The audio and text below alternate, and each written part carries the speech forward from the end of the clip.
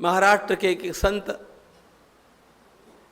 नासिक गए और वहां के पुरोहितों ने वहां पर गोदावरी के तट पर उनसे कहा, महाराज चलो प्रायश्चित्त करना है ना, बोलो पापो हम पाप कर्मा हम पापात्मा। उन्होंने कहा मैं नहीं बोलूंगा।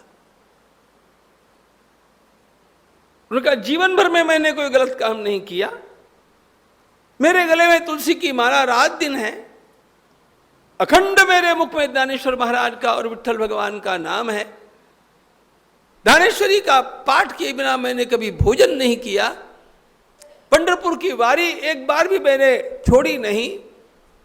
इतना करने के पश्चात पाप रहेगा कैसे? मैं पापी नहीं हूं, जो होंगे वो होंगे, मैं अपने को पापी नहीं कह सकता। ये मेरे भीतर के परमात्मा का अपमान होगा। ये विश्वास,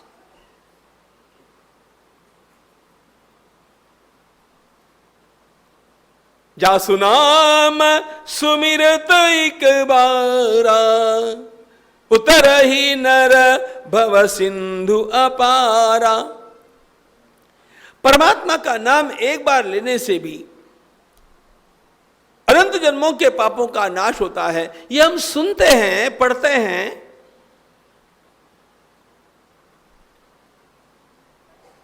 नाम का स्मरण करते समय ये भाव जगना चाहिए कि मैं विशुद्ध हो गया। गंगा जी में एक डुबकी लगाते ही लगना चाहिए मेरे सारे पाप धुल गए। किसके पाप धुलते हैं? जिसके भीतर श्रद्धा है कि मेरे पाप धुल गए, उनके धुल जाते हैं। और जिनको ये लगता नहीं है ना, उनके पाप वापिस आकर के उनके सिर के ऊपर बैठ जाते हैं।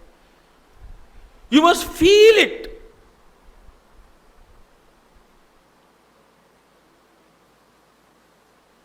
मेरे भीतर परमात्मा है।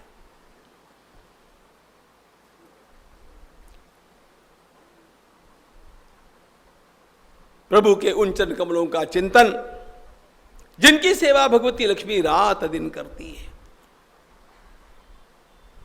अरे सारे देवता लक्ष्मी जी के पीछे पागल, और भगवती लक्ष्मी जी भगवान नारायण के चरणों में आसक्त।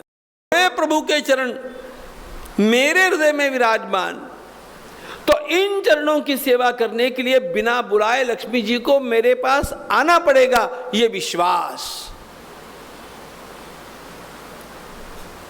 जानुद्वयम जल जलोचनया जनन्या लक्ष्म्या किलस्य सुरवंदितया विधातु पूर्वोर्निधाय करपल्लवरोचिषायत् संलालितं हृदि विभो रभवस्य कुर्यात्।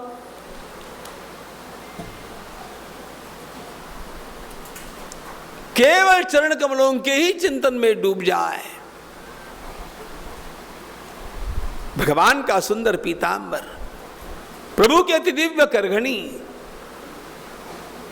वक्षस्थल पर विराजमान कौस्तुभ नाम का दैदीप्यमान रत्न, भगवान के सुपुष्ट बाहु, इन बाहुओं में विराजमान प्रभु के आयुध। संचिंतयेत् दशशतारमसह्य तेज। अत्यंत वेगवान सुदर्शन चक्र भगवान के कर कमल में घूम रहा है। किस लिए प्रभु ने उसको धारण किया? संसार की रक्षा के लिए? ना ना, फॉरगेट संसार, मेरी रक्षा के लिए।